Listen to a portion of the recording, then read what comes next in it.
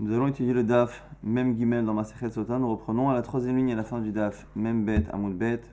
On avait parlé de ceux qui avaient des problèmes intestinaux et du coup, Da'aga, Belev Ish, Yashhena.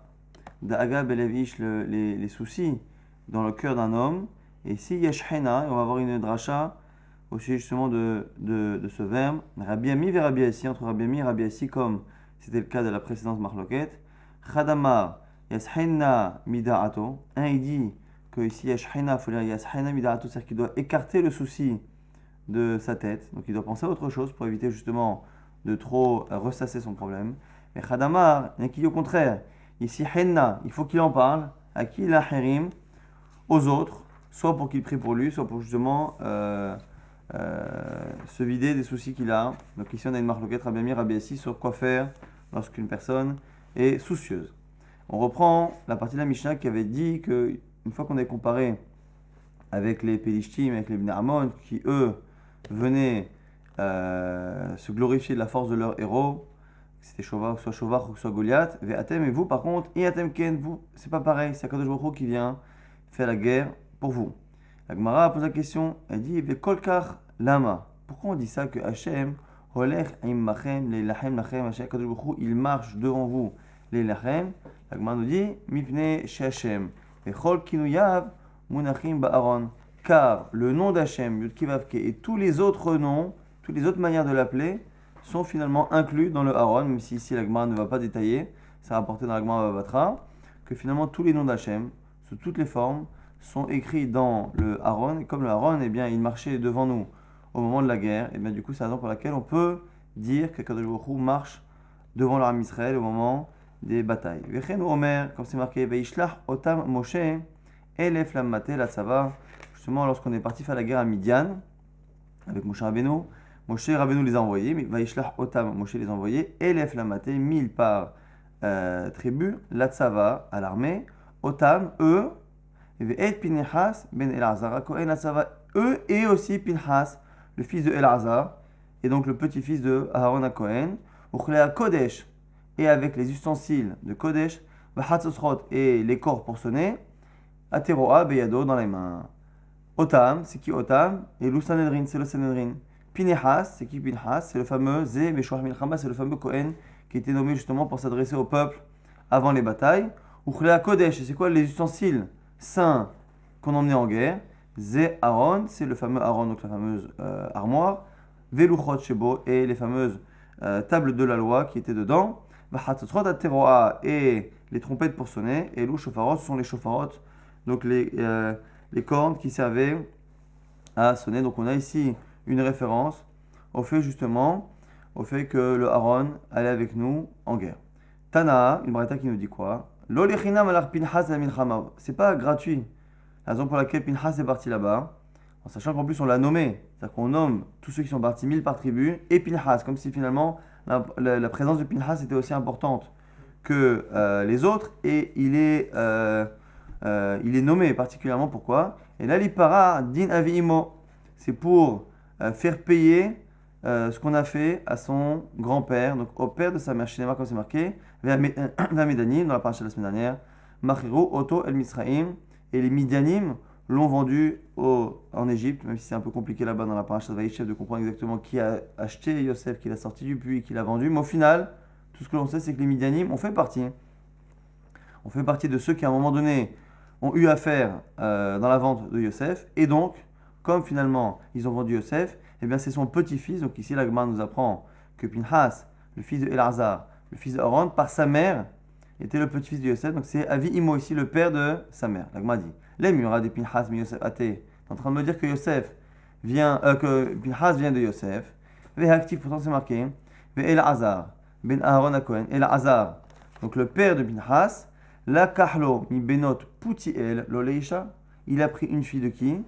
De Poutiel. C'est qui Poutiel? Maïla abdeate mitro, n'est-ce pas que c'est Yitro, chez Pitem Aganim, la Vodazara, qui a finalement servi pour justement les veaux, qui a préparé les veaux pour la Vodazara, pour l'idolâtrie. Donc ici, Poutiel, c'est celui qui a préparé les veaux pour la Vodazara. Et donc, on voit que finalement, sa mère était la fille de Yitro, donc Avi Imo, le père de sa mère, n'est pas Yosef, mais Yitro. La Gemara dit non, non, Poutiel, c'est pas Miachanze, c'est Mi Yosef, chez Pitpet Be Yitro. Donc Poutiel, c'est pas une manière de rappeler finalement la mauvaise vie qu'a eu son grand-père qui serait Yitro, mais finalement pour rappeler la force de Yosef, qui justement a mis de côté, a été Mizalzel, son Yetzara, son mauvais penchant lorsqu'il a eu affaire à la femme de Potiphar. Donc pour l'instant, on a repoussé l'idée que c'était le petit-fils de Yitro, et c'est donc le petit-fils de Yosef. La Gemara dit Vélo, Shvatim Evazimoto. Mais pourtant, Pinchas, lorsqu'il a vengé justement l'honneur d'Akadosh Baruch Hu, lorsqu'il a eu cet acte de dépravation devant tout le monde, eh bien, on dit que justement, quand il a tué le Nassi Israël, on a dit mais regardez celui-ci, Reitem Ben Poutizé, regardez Ben Poutizé, donc le nom justement de son grand-père allait être quelque chose de dégradant. Chez Pitem Avi Imo Agalim la Vodazara, que son grand-père il a préparé les veaux pour la Vodazara. Il y a Rog Nessim Israël et il vient tuer un prince d'Israël. Donc on voit de ce midrash-là que clairement, qui vient de Yitro. Il m'a dit, et là, il avoit de Ime mi Yosef. Il met des Ime mi Yitro. En fait, le père de sa mère est de Yosef, mais la mère de sa mère est de Yitro. Ou sinon, Ime de Ime mi Yosef, ou l'inverse, la mère de sa mère vient de Yosef, et avoit de Ime mi-Yitro, et c'est le père de sa mère qui vient mi-Yitro. Et la Gemara essaye de prouver cela. Dakanami dirtiv mi benot Poutiel. C'est marqué qu'il a pris une fille, il n'a pas pris bat Poutiel El Arza, il a pris mi benot. Parmi les filles de Poutiel, comme si finalement il y avait deux drachot à faire par rapport à Poutiel, une dracha par rapport à une naissance par rapport à Yitro, donc chez Pitem Argaim Lavodazara, et une autre par rapport à Yosef, chez Pitpet et Tisro. Très mashma. Ici, on a l'impression que finalement, il y a deux ascendances par rapport à Poutiel. Alors finalement, il a pris qu'une seule fille de Poutiel. Shmar Mina. De là, tu apprends que finalement, Pinchas, Ben Azar, Ben Aaron Cohen venait à la fois de Yosef et venait à la fois de Yitro. Nouvelle Mishnah qui parle encore une fois toujours de Meshouach Milchama, de comment on préparait la guerre. C'est marqué dans des varines. Il dit Beroua Shoterim et la âme les morts. Et les Shotrim, donc l'équivalent, on va dire, des policiers, ceux qui en tout cas qui faisaient appliquer la loi, disaient au peuple Mia'ish Asher Bana Bait Chadash Velo Hanacho, qui est l'homme qui a construit une maison et qui n'a pas eu le temps de l'inaugurer, d'en profiter, Yeler Veyashov Leveto, qui reviennent chez lui à la maison, Penyamud Milchama Veishacher Yachnechenu, de peur qu'il meure en guerre et que ce soit cruel finalement que ce soit un autre homme qui profite de cette maison qu'il vient de construire. Après, la Mishnah maintenant nous donne les détails. Echad abone Beta Teven, Beta Bakar, Beta Etzim, Beta Otsarot. La Mishnah nous dit ne crois pas que c'est qu'une maison de résidence. Finalement, qui construisent un bâtiment pour mettre la paille Teven, Beta Bakar pour mettre le troupeau, Etzim pour mettre les bois, Beta Otsarot ou pour mettre du vin ou n'importe quelle autre cave. Dès qu'il construit quelque chose, même si ce n'est pas une habitation, eh bien ça rentre dans le din de Bait Hadash. Et donc la personne doit quitter le champ de bataille pour revenir en profiter. Echad abonné, Echad alokeach, nous dit ici la Mishnah, et non seulement ça, mais celui qui construit, Echad alokeach, celui qui achète, et donc finalement s'il achète, ça veut dire qu'elle n'est pas neuve, parce qu'elle est déjà construite. Echad ayoresh, même celui qui hérite. Echad shenitan lo matayim, qu'on lui donne. Donc finalement, qu'il ait fait un effort ou pas pour la recevoir, que ça lui tombe par héritage ou par don, que la chose soit neuve réellement ou pas, quoi qu'il arrive cette personne-là, et que ce soit une habitation ou pas, la personne est dispensée de la guerre. Maintenant, on va passer à un autre type de ptour, Mia'ish, Ashenata, Kerem Velo Hililo, qui est l'homme qui finalement a planté une vigne, et pareil, n'a pas eu le temps réellement d'en profiter. Et là aussi, la Torah nous dit, il a veyashov le beto, penyamon minchama veishacher yachalele, nous de peur qu'il meure en guerre, c'est quelqu'un d'autre qui en profite.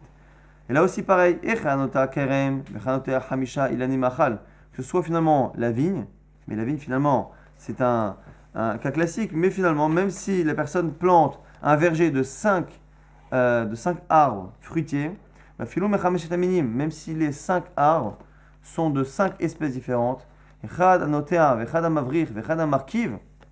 et que finalement, on plante l'arbre, ou qu'on soit mavrir, ou qu'on soit markiv. Donc ici, mavrir et markiv, mavrir, c'est le fait de prendre un arbre, la branche d'un arbre, de la passer en terre, et de la faire ressortir à un autre endroit, ce qu'on appelle marcoter. Et markiv, c'est le fait de greffer un arbre dans un autre, et donc lorsqu'on greffe une branche dans un autre arbre, ça crée une nouvelle pousse, et bien là aussi finalement, même si on ne l'a pas planté depuis le départ, cet arbre, qu'on a fait simplement cette greffe entre une branche d'un arbre et un autre arbre, ou qu'on a été mavrir, c'est-à-dire qu'on a fait passer un arbre dans la terre et qu'on l'a fait sortir plus loin, et bien ça aussi ça s'appelle un arbre. Donc s'il en a fait 5 pour des arbres fruitiers, ou qu'il a fait ça avec une vigne, et bien ça a l'air d'être suffisant pour le dispenser de la guerre. Vechad alokea, vechad yoresh, vechad shinitan lo matane, pareil là aussi, que la personne achète, que la personne hérite, ou que la personne reçoive en don, pareil, la personne est dispensée. Ou miaïsh, asher eras isha, pareil, la Torah avait dit un troisième cas, quelqu'un qui a épousé une femme, velo lekaha, et qui n'a pas eu le temps de terminer les kiddushin, il retournera à la maison, de peur qu'il meure en guerre, que quelqu'un d'autre finalement prenne cette femme. Et almana, là on parle que des kiddushin, et bien que la personne ait fait des kiddushin avec une jeune fille qui n'a jamais été mariée, almana, même si finalement il épouse une veuve, donc qui a déjà été mariée une première fois, afilou shomat yabam, même si finalement il a une shomat yabam, c'est-à-dire, et c'est ce qu'on va dire tout de suite, va filou shama shemet achiv milchama, hozer ou balo. C'est-à-dire que même s'il a épousé finalement la sœur, la femme de son frère qui était décédée, ou même si finalement il ne l'a pas épousé, il a simplement entendu. Il part en guerre, ce qu'on dit, va filou shama shemet achiv, il va en guerre, il part pour aller à la guerre, il apprend qu'il a perdu un frère sans enfant, et que donc il est lié à une belle-sœur qui maintenant doit soit faire yiboum avec lui, soit khalitsa, eh bien, hozer ou balo, il revient à la maison, parce qu'il est lié à cet ibama. Kol Elou ve Elou, tous ces cas-là, Shumaim divrei Kohen, les Macham Milchama, ils écoutent les paroles du Kohen, qui parlent justement de Echam Milchama. On avait dit que c'était à la frontière Bas-Sephar. Avant justement de quitter Israël, on parlait de ça pour que ceux qui ont l'obligation de rentrer ou qui ont la permission de rentrer rentrent. Vechozrin, et qui rentrent. Ou sa Pekin Maim ou Mazon, ou Takenin Tadrachim. Nous dit ici la Mishnah qu'ils rentrent, mais qu'ils aident tout de même à la guerre, et qu'ils donnent justement à boire et à manger aux soldats. Et il prépare les chemins pour permettre aux soldats de bien se déplacer, donc ils ne rentrent pas complètement à la maison. Ve'elu shenan hozrin, et voici ceux qui finalement ne rentrent pas. Abonné, Bet-Sha'ar, Arsadra, Mirpeset, celui qui construit, donc Bet-Sha'ar, c'est une sorte de protection à l'entrée de la maison. Arsadra ou Mirpeset, ce sont ici des rajouts qu'il y a sur la maison, que ce soit un balcon ou ce genre de rajout dans une maison. Anoté arba ilane ma'achal vachamisha ilane serak, celui qui plante 4 arbres fruitiers, ce qu'on a dit, c'était 5, ou finalement même 5 ou plus, mais des arbres qui ne sont pas fruitiers. Amachazia et Grouchato, et celui qui épouse une femme, mais qui est déjà son ex-femme. Il réépouse son ex-femme. Là, ici, il n'y a rien de réellement nouveau, et donc du coup, ça ne s'appelle pas ici Isha Hadasha, Bait Hadash, et donc du coup, il n'est pas dispensé. Almana le Kohen Gadol. Ici, là, maintenant, on parle de cas de personnes qui ont épousé une femme interdite. Vous allez me dire, si elle est interdite, normalement, c'est pas sa femme. C'est pas vrai. Puisqu'il n'y a que les femmes qui sont interdites par un issour karet, un retranchement, sur lesquels les kiddushin, le mariage ne fait pas effet. Sinon, il y a des femmes que la Torah n'a fait qu'interdire, entre guillemets, avec une négation. À ce moment-là, lorsque c'est un lave, les kiddushin sont aussi, les kiddushin marchent. Donc, c'est bien sa femme. Ça s'appelle bien Misha et Rasisha. Et donc, du coup, Almana le Kohen Gadol. Un Kohen Gadol qui a épousé une veuve, qui lui est interdite. Grusha Bachalutza le Kohen Idiot. Une femme divorcée, ou qui a fait Khalitsa parce qu'elle devait faire Yiboum, eh bien, elle est interdite à un Kohen normal, eh bien, le Kohen idiot, Mamzeret Untina le Israël, ou un Israël qui a épousé une Mamzeret, une fille qui vient d'une relation de Karet, et qui, donc Mamzeret, qui est interdite au Israël, ou Netina, c'est ce fameux peuple qui a rusé avec Yoshua Binoun, et sur lequel Yoshua Binoun et David Ameler ont été gozer, qui ont à peu près le même statut que Mamzerim, c'est-à-dire qu'ils ont un psoul, on ne peut pas les épouser à jamais. Bat Israël et Mamzer Velanatin, ou l'inverse, lorsque c'est la fille qui est Israël et l'homme qui doit partir en guerre qui est Mamzer ou Natin, quoi qu'il arrive, puisque ce mariage-là n'aurait pas dû avoir lieu, on ne va pas faire rentrer la personne du champ de bataille. Pour cela, Lo Yahoser, il ne rentre pas à cause de ce mariage. Rabbi Yehuda, même maintenant Rabbi Yehuda nous dit, Afabone Ba'it al Mechono, Lo Yahoser. Lui, il pense ici, Rabbi Yehuda, que même celui qui reconstruit une maison là où il était, donc il avait une maison, il a voulu la reconstruire avec des normes écologiques ou je ne sais quoi, il reconstruit la maison avec la même taille. Choser, Bonne Bait al Mechono, eh bien, et ne Choser, il ne rentre pas. Pour cela, Rabbi Eliezer Omer, Afabone Beit Levenim, Besharon lo ya choser. Ici, Rabbi Eliezer nous dit que même lorsqu'il rajoute des parties, ici, choser, ben leveni besharon, attendez un instant.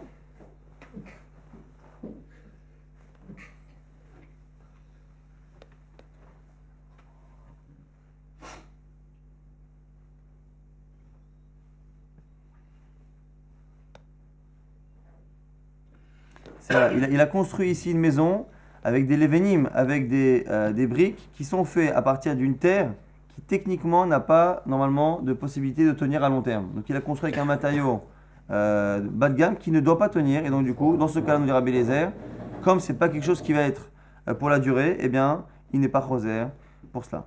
Elou she'en zazim imikoman. Maintenant, tout à l'heure, on a parlé de gens qui quittaient le champ de bataille, mais qui restaient tout de même à côté des soldats, on a dit pour les aider au niveau de la nourriture, au niveau des chemins. Et là, maintenant, on parle de certains qui ne bougent pas de chez eux.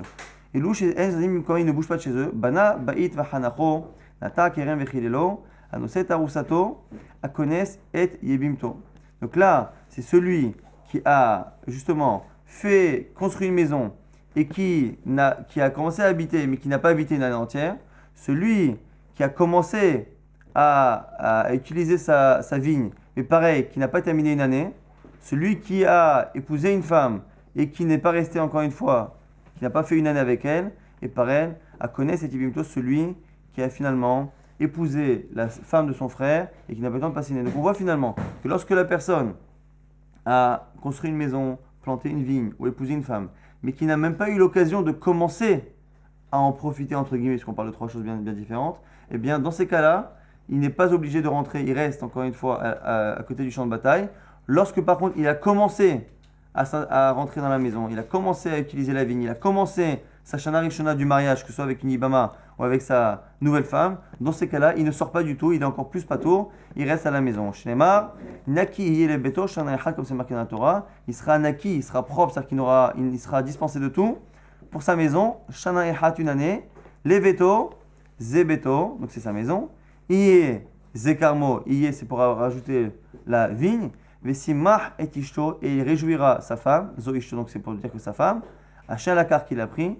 Les avi et ibimto pour rajouter ibimto. Ici on est vraiment dans de la dracha pour dire que ce pasouk là finalement chaque mot vient nous apprendre quelque chose. Iye leveto shanehad vesimach et ishto hachin lakar. Nous apprendre que finalement tous les cas qu'on a cités, lorsqu'il a commencé réellement la première année, eh bien il doit aller jusqu'au bout et il ne sortira même pas de chez lui pour aider les soldats. Cela, donc, la Mishnah nous le dit clairement, en maspikim ma'im ou mazon, ils ne viennent pas apporter de l'eau et des aliments, ni s'occuper des chemins. Tano Rabbanan, une braïta maintenant qui va essayer d'expliquer exactement que disent les chotrim, donc l'équivalent, on va dire, des policiers, et que dit le Kohen Meshoach Milchama, pour essayer de bien comprendre le processus. Tano Rabbanan, Vedibura Shotrim el ha'am les morts, Miya'ish, on a dit que dans la Torah, c'est marqué que les chotrim disent quoi? Qui est celui qui a construit une maison, qui a planté une vigne, qui a épousé une femme? Est-ce qu'ils ne disent que cela? C'est marqué ici, donc on voit qu'ils disent leurs propres paroles. C'est marqué deux fois. On a l'impression qu'une fois, ils disent leurs paroles, et on a l'impression qu'ils disent aussi les paroles qu'on a citées précédemment au nom du Kohen Meshoach Milchama. La Gemara nous dit quoi? La Braïta nous dit quoi? Divrei HaMeshoach Milchama katu medaber. Donc on parle que des choses que le Meshoach Milchama devait dire. Haketzat, comment c'est possible? Kohen medaber veshoter mashmiya. C'est le Kohen qui disait et le shoter qui répétait. Puisqu'on a l'impression que les shotrim disaient à la fois leur texte, donc qui est lié à celui, encore une fois, qui a construit une maison, qui a planté une vigne, qui s'est marié. Et d'un autre côté, on a aussi l'autre, on a finalement trois paroles. On a aussi la parole de celui qui dit Miya'ish ayarech alevav, qui est celui qui a le cœur qui est tendre, qui a peur. Et donc on va voir plus tard que c'est selon certains celui qui a peur d'avoir fait une faute, ou celui qui en tout cas qui n'est pas courageux, qui rentre à la maison plutôt qu'il finalement décourage ceux qui sont avec lui. Donc ici nous dit la Braïta, c'est le Kohen Meshoach Milchama qui parlait et le Shoter qui répétait. Tane Chada, Kohen Medaber, Veshoter Mashmiya. Donc on a ici plusieurs braïtot. Une braïta qui nous dit que le Kohen parle et le shoter, mashmiya, il répète. Vetanya, il y a une braïta qui dit, idar, Kohen medaber, ve Kohen mashmiya. Le Kohen, il parle, et c'est le Kohen lui-même qui répétait au peuple. Vetanya, idar, il y a une autre braïta qui dit quoi? Shoter medaber, ve shoter mashmiya. C'est le shoter qui parlait, le shoter qui répétait. Amarabaye, comment c'est possible? Comment c'est possible qu'une fois on a l'impression c'est le Kohen qui répète deux fois, on a une fois on nous dit que c'est le shoter qui répétait deux fois, et une fois c'est le Kohen qui disait le shoter qui répétait. Comment c'est possible? Amarabaye haketsad, ça dépend encore une fois de quelle partie du texte. Mi venigash ve'ad vedi beru, la première partie, Kohen medaber ve Kohen mashmiya.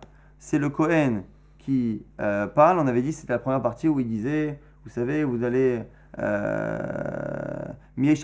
justement qui est-ce qui a le cœur tendre, ainsi de suite. Après, mi vidi beru ve'ad veyasefu Kohen medaber ve shoter mashmiya. La seconde partie, c'est le Kohen qui parle et c'est le shoter qui répète. Et à la fin, mi veyasefu ve'elach shoter medaber ve shoter mashmiya. Donc à la fin, la dernière partie qui est justement la partie qui est liée à la nouvelle maison, à la nouvelle vigne, ainsi de suite, eh bien, c'est le shoter qui parle et le shoter qui répète. Donc finalement, on a trois passages. On a le passage qui est lié à la personne qui a peur. On a le passage qui est lié à celui qui a acheté une nouvelle maison ou qui a planté une nouvelle vigne ou qui a épousé une nouvelle femme. Et on a le passage qui est lié à ce qu'on a dit dans la Mishnah, que n'oubliez pas que vous n'allez pas contre vos frères. C'est pas Shimron contre Binyamin ou Yehuda, c'est bien contre vos ennemis. Et faites attention parce que ils ne vous feront pas de cadeau si vous perdez la bataille. Et donc ces trois parties-là finalement, une est dite par le Kohen entièrement et donc répétée par le Kohen, une qui est dite par le shoter et répétée par le shoter, et entre les deux, une qui est dite par le Kohen et répétée par le shoter. C'est marqué justement par rapport à ce fameux passage qu'on est en train d'étudier actuellement par rapport aux nouvelles maisons et aux nouvelles vignes. Mi'aish asher bana bait chadash vechule tanura banan. La Braïta nous explique. Asher bana, donc Miaïch, qui est l'homme, Asher bana, qui a construit. Eni ela Asher bana. J'aurais pu penser à la base, si j'avais marqué Asher bana qui a construit, j'aurais pensé ne parler que d'un homme qui a construit réellement la maison. La kar ve'arash venita lob et matana, ce qui est marqué dans la Mishnah, que celui finalement qui a acquis une maison, que ce soit par héritage ou par don ou par achat, d'où je sais que ça marche, minaïn, Talmud, ce que la Torah elle a dit, Mihaïch, qui est l'homme. En disant qui est l'homme, ça vient rajouter d'autres personnes. Asher bana, celui qui a construit, Mihaïch, et finalement n'importe quel homme qui a acquis. Baït, eni la baït. Si j'avais dit le mot baït, j'aurais pensé que c'est simplement, forcément une maison. Mais dès que je construis autre chose pour le troupeau, on a dit pour la paille ou pour les bois, non. Baït, minaïn les rabot, beta teven, ou beta baka, ou beta etzim, ou beta otsarot. D'où je sais, selon encore une fois le Tana de la Mishnah, rajouter l'endroit si je construis un abri pour la paille, pour le bétail, pour les bois ou un grenier ou une cave pour du vin ou pour autre chose. Tamoulomar, Asher Bana, qui a construit. Donc du coup, Miaïch, ça vient prendre n'importe quelle acquisition. Asher Bana, pour m'apprendre n'importe quelle construction.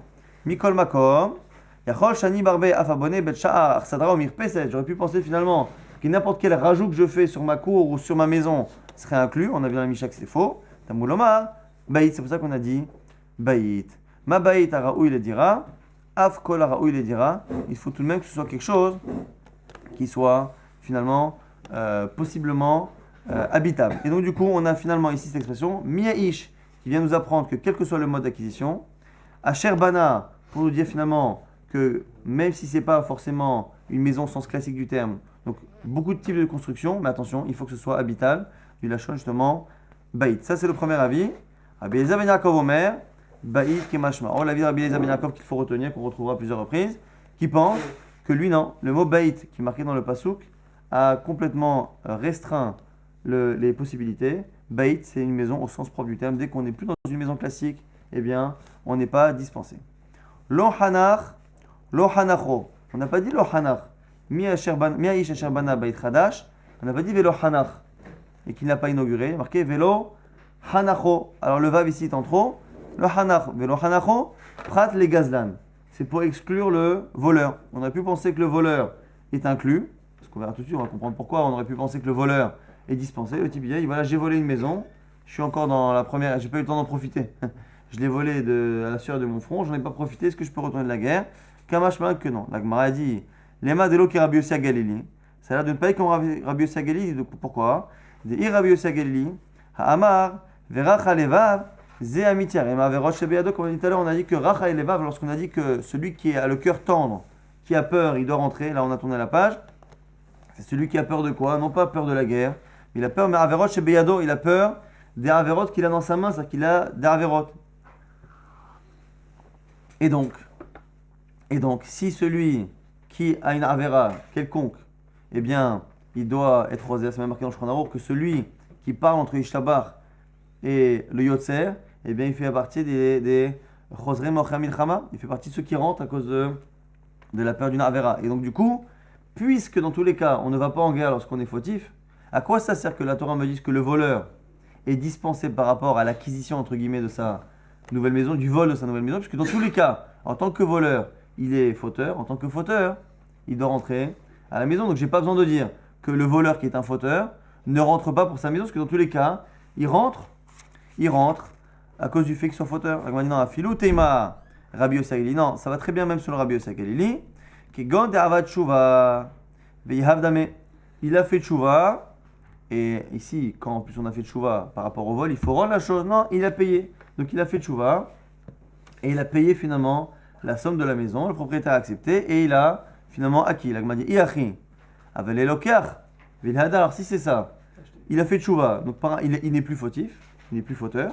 Et puisqu'il a donné l'argent, il a acquis la maison, elle est à lui maintenant à 100%. Donc il devrait revenir. Il a dit Kevin de Bekara Betora Gzela Taliade Lo. Je sens ça le chidouche que nous dit ici la Gemara, c'est pour ça qu'on dit Velo Chanacho et pas Velo Chanach. C'est pour dire que quelqu'un qui a volé une maison, il a volé une maison, donc il est à la fois fautif, donc c'est un fauteur, et en même temps, eh bien, elle n'est pas à lui, il fait tchouva et il paye la maison, et donc du coup, il règle les deux problèmes, c'est-à-dire qu'il devient sadique, et en même temps, il devient propriétaire, eh bien, il n'empêche que cette nouvelle propriété qu'il a n'est pas considérée comme un nouvel achat. On n'a pas parlé de quelqu'un qui construit, quelqu'un qui achète, quelqu'un qui hérite, quelqu'un qui reçoit en cadeau. Le vol qui a été rattrapé, réparé par une compensation et qui finalement sert d'acquisition, ne fait pas partie des acquisitions que la Torah cite parmi les choses qui peuvent dispenser un soldat de la guerre, donc il ne rentre pas de la guerre à cause de cette entre guillemets acquisition, puisqu'elle a été faite au départ de manière frauduleuse. Maintenant on va parler de la vigne. On a dit celui qui a planté une vigne et qui n'a pas eu le temps de l'inaugurer, d'en profiter. Et encore une fois, c'est comme pour la maison. S'il n'a pas eu le temps du tout d'en profiter, de l'inaugurer, eh bien, il reste à côté des soldats pour les aider. Si par contre, il a commencé à les inaugurer et qu'il est encore dans la première année, eh bien, il restera complètement à la maison. Il ne s'approchera pas du champ de bataille. Tanoura Banan, une braïta, Ashanata. On va faire exactement le même type de drachot qu'on a fait avec la maison. Ashanata, quelqu'un qui plante.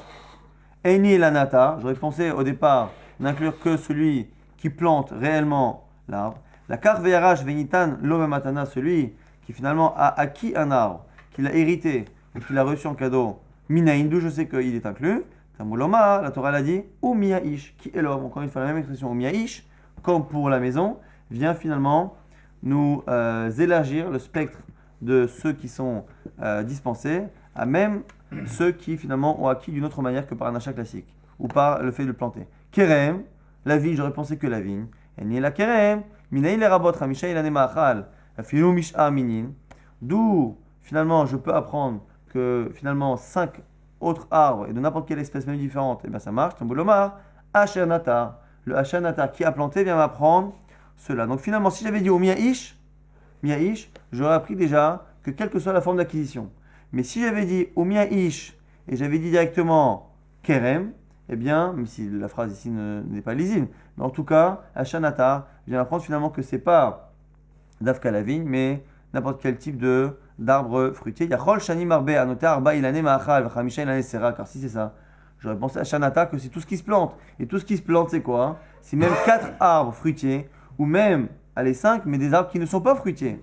Tamoulomar Kerem, c'est pour ça qu'on a mis Kerem, pour nous apprendre que finalement, tout ce que je plante et qui me dispense de la guerre, est quelque chose qui doit avoir un point commun avec Kerem, avec la vigne. C'est quoi la vigne? C'est quelque chose qui sert essentiellement à l'alimentation. Et bien pareil, les arbres qui peuvent éventuellement dispenser, à Shanatar, donc c'est une manière d'élargir finalement la définition de ce qui dispense, mais tout de même dans quelque chose qui ressemble à la vigne, donc qui est consommable. Rabbi Eliezer ben Yaakov Omer, encore une fois, Rabbi Eliezer ben Yaakov garde son cap. Kerem, Kemashmao, non, il faut lire le passouk au sens strict du terme. Kerem, c'est une vigne, et bien il n'y a que la vigne qui dispense le soldat de la guerre.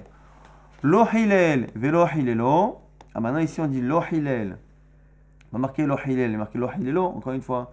Miaish, Ashenata, Kerem, Velo Hilelo, qui est celui qui a planté une vigne et qui ne l'a pas inaugurée, elle, la vigne. Pourquoi on dit Velo Hilelo? Velo Hilel, on a compris que c'est la vigne. Prat, les Mavrir ou le Markiv. C'est pour exclure celui qui est Mavrir ou qui est Markiv. Donc ici on a une Braïta qui a l'air de s'opposer à la Mishnah. C'est mieux de dire que finalement, celui qui est Mavrir et qui est Markiv, je répète encore une fois, Mavrir, c'est celui qui prend un arbre et qui fait passer la branche dans la terre et qui la fait sortir de l'autre côté. Et ça fait finalement, à terme, ça fait un nouvel arbre. Donc mais il a utilisé un arbre déjà existant. Et Markiv, c'est le fait de greffer, de prendre une branche, en général du même type, et de la greffer sur un arbre déjà existant, de telle sorte à ce que ça pousse plus rapidement. Et ici, on est en train de nous dire que Velo Hilel, c'est pour m'apprendre justement que c'est Daf Kasa Velo Hilelo, et pas Hilel de manière générale, c'est-à-dire pas Mavrir et pas Markiv. Donc il n'y a que celui qui plante réellement, qui achète ou qui acquiert un arbre réellement, mais si finalement il a planté ou il a acquis juste une greffe sur un arbre, ou juste un marcotage, donc le fait d'avoir encore une fois fait sortir la branche par le sol, après qu'elle provienne de l'arbre, eh bien, ce n'est pas inclus. La Gemara s'étonne, il dit, mais on avait cité ça dans la Mishnah. Mais dans notre Mishnah, on a dit quoi? On a dit dans la Mishnah qu'on a élargi encore une fois la définition de ce qui rendait patour. On a dit à la fois celui qui plante, on a dit à la fois celui qui achète, qui hérite, ainsi de suite, mais à la fois celui qui plante, à la fois celui qui marcotte et celui qui greffe. Donc, on a finalement ici une braïta qui s'oppose de manière frontale à notre Mishnah. La Mishnah a l'air d'inclure tous les types de plantaison, classique, greffe ou de marcotage. Et ici, on a une braïta qui l'exclut de Velo Hilelo. Amar Rabizera Rafrizda, ici, essaye de chercher un tirous. Lokashia kan be'arkavat isur, kan be'arkavat eter. Ça dépend si la greffe est autorisée ou la greffe est interdite. Un peu du même type que ce qu'on a vu dans la Mishnah. On a vu dans la Mishnah que le mariage dispensait le soldat d'aller en guerre, mais à condition que le mariage soit permis. Si c'est un Kohen qui a épousé une femme qui est interdite, ou un Israël qui a épousé une Netina ou Mamzeret, ou l'inverse, ça ne fonctionne pas. Donc là c'est pareil. La fameuse Braïta qui dit que ça ne marche pas, tout ce qui est l'erkiv, et tout cela c'est lorsqu'on parle de greffes qui sont interdites, puisqu'il y a des greffes qui sont interdites. Et lorsque on dit que c'est autorisé et que ça dispense, eh bien dans la Mishnah, on parlait de greffe autorisée. Et la plantation interdite, par contre, ça serait permis alors? Donc on va dire que c'est que le marcotage et la greffe qui sera interdite. Ah mais c'est quoi la plantation? C'est quoi la plantation interdite? Par exemple, est-ce que tu mélanges deux espèces? De le mettre à un endroit où c'est Kilaïm? Ouais. Je pense que dans le cas de Kilaïm, c'est pas forcément le moment où je plante. C'est un problème. Kilaïm, c'est un issour qui se fait miméler. C'est un mélange qui se fait lorsque les racines vont se mélanger. C'est là que ça va se faire. Mais là ici, c'est vraiment le fait de greffer, le fait de mélanger et de faire une espèce comme ça interdite. C'est là où c'est vraiment un interdit. En tout cas, hay arkavat eter. Ridame, la Gemara pose la question, elle dit c'est quoi cette arkavat eter? On a dit dans la Mishnah finalement que la greffe dispense le soldat de la guerre. Et donc on a dit à la fin, selon Rafrizda, c'est un cas où la arkava est autorisée. C'est quoi le cas? Ilema yalda beyalda. Si tu dis finalement qu'on est en train de prendre une pousse jeune dans un arbre qui est jeune, c'est-à-dire que dans les deux cas, on a finalement un arbre qui est dans les années de Orla, donc dans les 3 années interdites au début de sa plantation, et on a finalement, pareil, une branche qui est neuve. Typoclé, des ba'edmi d'armishum yalda rishona. Quoi qu'il arrive, s'il est finalement dans un cas où l'arbre lui-même, il est neuf, la vigne elle est neuve on va dire. Si la vigne elle est récente, eh bien il est encore dans les années où c'est l'arbre lui-même qui le dispense. Et donc, à quoi ça sert de me dire, comme nous dit la Mishnah, que la greffe peut me permettre de partir en guerre, si à chaque fois tu me parles d'une greffe qui est faite sur un arbre, qui quoi qu'il arrive cet arbre fait partie des arbres qui me dispensent de la guerre, c'est l'arbre lui-même qui me dispense, et non pas la greffe que je rajoute. Typogli madame ishum yalda rishona. Et là, yalda beskena. Ici on parle de la branche et de l'arbre, et de la pousse de base. Donc on plante on est obligé de dire qu'on greffe finalement une branche qui est récente, qui est jeune, dans un arbre qui est vieux. C'est quoi vieux? C'est qu'il a dépassé les années. Parce que justement, pour en profiter, il faut dépasser les années d'or-là. Et on en a profité, on a dépassé les années d'or-là. On a profité d'une première récolte. Et à ce moment-là, ces arbres donc, ne dispensent plus le soldat de la guerre.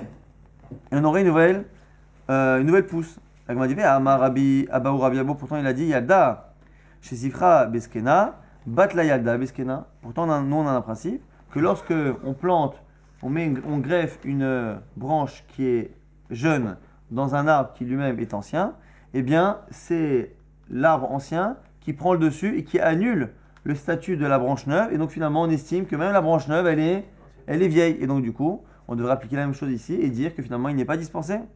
Il n'y a pas de din orla. Donc, celui qui a un arbre qui a dépassé les 3 ans, il prend une branche qui est neuve, qui est récente, il la met sur cet arbre et on se dit, tiens, les fruits qui poussent de cette branche, est-ce qu'ils ont l'âge de l'arbre, qui va dire, on va dire 10 ans, ou est-ce qu'ils ont l'âge de la branche, 1 an, et donc du coup ils sont chayav d'orla. Nous dit si Rabbi Abo, pas du tout. La branche qui est récente, elle est annulée. Donc là c'est la même chose. Si on parle d'un cas où l'arbre il est assez vieux, donc l'arbre ne dispense plus le soldat d'aller en guerre parce que l'arbre a 10 ans. Quand on met une nouvelle branche, de la même manière qu'au niveau de la orla, eh bien cette nouvelle branche n'est plus nouvelle, elle est considérée comme étant vieille comme tout l'arbre. Pareil pour le cas de Orchea Milchama, on devrait dire que l'arbre finalement est vieux et que le fait d'avoir greffé une branche, il ne change rien. Donc du coup on reste avec notre question, on ne sait pas quoi faire. Si on parle d'un cas où l'arbre lui-même est récent, eh bien c'est l'arbre qui dispense le soldat et non pas forcément la greffe, on n'a pas besoin de la greffe. Si c'est un cas où l'arbre est ancien, et bien du coup c'est lui qui prend le dessus. Et donc on a du mal à comprendre quel est le cas où la Mishnah, même si on parle d'Arkavat Éther, on a compris le cas où la Braïta disait que ça ne marchait pas, parce que c'était une greffe qui était interdite. Ça on n'en parle pas. Mais la greffe, la fameuse greffe autorisée, où c'est la greffe qui dispense le soldat, on a du mal à comprendre. Si elle est neuve, si les deux sont neuves, même l'arbre, c'est l'arbre qui dispense. Si l'arbre est vieux, c'est lui qui prend le dessus.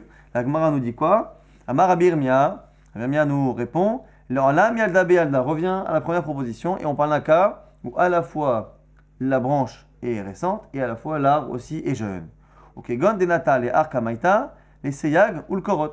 C'est un cas où l'arbre de base n'a pas été planté pour les fruits. On a dit que c'est les arbres fruitiers qui dispensent, mais il faut que ce soit un arbre fruitier qui soit planté pour ses fruits et donc qui soit chayav de orla et ainsi de suite. Mais là, s'il a planté des pommiers et qu'il les a plantés juste pour faire une séparation, il a voulu faire une barrière, un barrage, et bien à ce moment-là, ça n'est pas chayav de orla et donc ça ne dispense pas la personne. Et donc du coup, on aurait notre cas. Donc l'arbre est jeune, mais l'arbre qui est jeune, c'est pas lui qui dispense le soldat puisqu'on ne l'a pas planté pour ses fruits. Lorsque maintenant je prends une branche et que cette branche récente, je la mets dessus, mais que cette branche-là, je veux sortir des fruits, et bien cette branche sur laquelle je veux sortir des fruits, à ce moment-là, ça chayav de orla, et donc elle va dispenser, selon la Mishnah, va dispenser le soldat. Dit-on quand c'est marqué dans une Mishnah, anotea les sayag ou le korot, pas tourmina orla. Donc on voit ici une Mishnah qui nous dit clairement que celui qui plante des arbres, même fruitiers, pour faire une barrière ou quoi que ce soit, mais qui donc ne veut pas utiliser les fruits, il est dispensé de orla. Et on voit ici, on verra dans cette souga, que le statut de orla, donc l'interdit des fruits pendant les 3 premières années, est finalement un interdit qui est très très lié à ce tour du soldat à la guerre. C'est les mêmes dinis. Quand on a un, on a l'autre. Quand on n'a pas l'un, on n'a pas l'autre. Ou maïshna yalda beskena de batla, ou maïshna yalda beyalda de lo batla.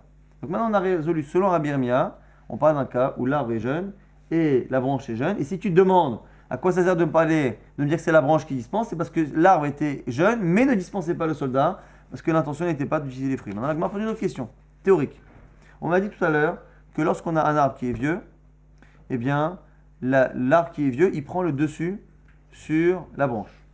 La Gemara pose la question, finalement, c'est pas parce qu'il est vieux ou pas vieux, c'est parce que l'arbre a l'air de dominer et de finalement d'annuler le statut minoritaire de cette branche. Alors si c'est ça, même quand l'arbre est jeune, tu devrais dire la même chose.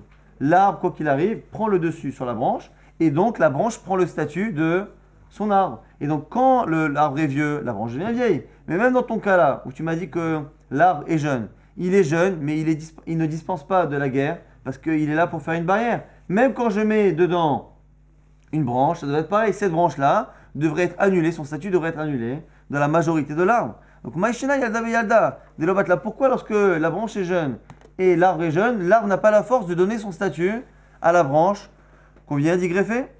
La Gemara dit Atam imimlich ala la bat meadari, acha imimlich ala bat meadari. Il y a une grande différence.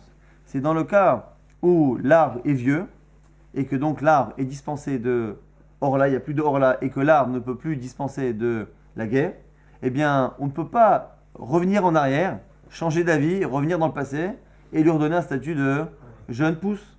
Alors que ici, lorsque quelqu'un plante un arbre et pendant des années il le plante que pour faire une barrière, donc il est dispensé d'Orla, il n'a pas d'interdit d'Orla, mais il ne peut pas non plus être dispensé de la guerre à cause de cela. Très bien. Si au bout de 10 ans, il dit tiens, maintenant j'ai envie d'utiliser les fruits de cette arbre, ils ont l'air pas mal, il se met à vouloir utiliser les fruits, à ce moment-là, il peut changer et il va avoir tous les interdits et tous les halachot qui suivent. Donc du coup, ce qu'on est en train de dire la Mishnah, c'est dans un cas où l'arbre est jeune et la branche est jeune, l'arbre jeune n'a pas la capacité à dominer la branche. Pourquoi? Parce que même lui, le fait qu'il n'y ait pas de Orla et le fait qu'il n'y ait pas de ce din la d'Orcha Milchama n'est pas un din qui est définitif parce qu'à n'importe quel moment, il peut devenir un arbre classique qui lui-même. Donc du coup, il n'a pas la force d'annuler le statut de la branche parce que lui-même, il peut prendre le même statut un jour que la branche. Par contre, dans le cas où l'arbre a un statut qui est lié au temps et que personne, encore une fois, peut changer ce statut-là, donc c'est un arbre qui est vieux, il n'y aura plus jamais d'Orla, il n'y aura plus jamais de Chosrei Mocham Milchama à cause de cela. Dans ce cas-là, le statut de l'arbre est, on va dire, solidement implanté, sans faire de jeu de mots, et du coup, il peut transmettre son statut à cette branche qui est minoritaire. C'est la différence. Atam, imimlir ala, lavat miadari. Dans le cas là-bas de l'arbre qui est vieux, même si on change d'avis, mimlir, si on change d'avis, lavat miadar, on ne peut pas revenir à son statut antérieur. Achash, chez nous, dans le cas de l'arbre qui est jeune, même si l'arbre qui est jeune, il a un statut qui est finalement réversible. Et donc, ce statut étant changeable, réversible, il n'a pas la capacité à finalement donner son statut à la branche qu'on vient d'y greffer. Deha miakara, lifre kaima. Très bien. La Gemara nous dit, mide deave et alum elehen. Maintenant, on revient à ce din-là qu'on a dit que finalement, lorsque quelqu'un plante un arbre au départ pour faire une barrière, eh bien, il peut changer d'avis et faire en sorte que ce soit finalement un arbre fruitier. Et à ce moment-là, les halachot de l'arbre fruitier viendront. D'où on le sait ça? Dites-là d'une Mishnah, alum elehen hayavin beorla. On a vu que lorsque l'on a parfois des choses qui ont poussé d'elles-mêmes, quelqu'un qui n'a pas planté de manière volontaire, il a quelque chose qui a poussé de lui-même, et bien finalement c'est Hayab Be'orla. Qu'est-ce qu'on apprend de là?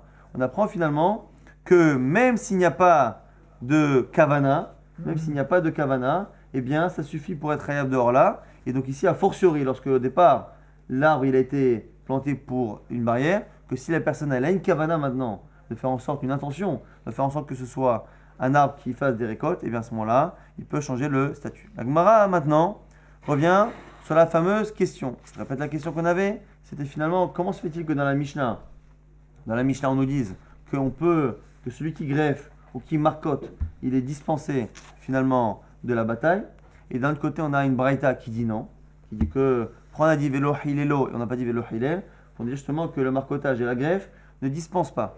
On dit comment c'est possible? On avait dit c'est un cas où une fois c'est interdit, une fois c'est permis. Dans la Mishnah, donc c'est le fameux cas où la greffe est permise. Donc c'est la greffe d'un arbre avec la même espèce. Et du coup, on avait dit mais comment c'est possible? Si l'arbre est jeune et que la greffe, la branche que l'on greffe est jeune, eh bien c'est l'arbre qui dispense. Et donc du coup la Gemara avait dit, au nom de Rabbi Yirmiyah, c'est parce que c'est un arbre justement, on a dit, un arbre qui au départ n'a pas été planté pour faire les fruits. Et comme il n'a pas été planté pour faire les fruits, eh bien, il ne dispense pas lui-même le soldat de la guerre, c'est seulement la branche qui vient d'y greffer. La Gemara propose autre chose. Vélo kuma bekerem sheshne shutafin. Pourquoi il n'a pas proposé simplement de dire que c'est un cas où c'est une vigne qui appartient à deux personnes? Dehai adar adire, vehai adar adire. Donc c'est une vigne qui appartient à deux personnes. Et donc, il y en a un qui a finalement l'arbre et l'autre qui a la branche. Et donc du coup, un, il est dispensé à cause de l'arbre, et l'autre, il est dispensé grâce à la branche. Si tu te demandais comment c'était possible finalement d'un cas où la branche, elle était vieille, elle était jeune, et à la fois l'arbre, il est jeune, parce que normalement, c'est l'arbre qui devrait dispenser, au lieu d'imaginer que c'est un cas où l'arbre, il ne dispense pas pour une raison extérieure, non, t'as qu'à dire qu'il y a un qui appartient à un associé, la branche qui appartient à un autre associé, donc finalement, chacun a sa propre dispense. Elle m'a dit Amar Papa, le fait qu'on n'ait pas répondu ça, Zotomeret, Kerem Sheshne Shutafin, En Chozrim Ala Mecha Milchama. Ici, il vient nous dire, Rav Papa, du fait que l'on n'ait pas proposé cette solution. Et dire finalement que la raison pour laquelle le Mishnah nous parle d'un type qui est dispensé que grâce à sa branche, le fait qu'on n'ait pas imaginé que ce soit un cas où l'arbre appartient à quelqu'un, c'est pour ça qu'on ne parle pas de l'arbre, et que lui n'a que cette branche-là, eh bien, ça veut dire qu'on ne pense pas que c'est possible, et donc on pense finalement que lorsqu'il y a deux associés sur un même arbre ou sur une vigne, eh bien, ils ne sont pas dispensés de la guerre. Elle m'a dit c'est bizarre. Comment c'est possible alors que finalement on a vu que 5 frères. On a dit que celui qui apprend que son frère est décédé et donc il a une belle sœur qui attend Yiboum, il doit revenir de la guerre.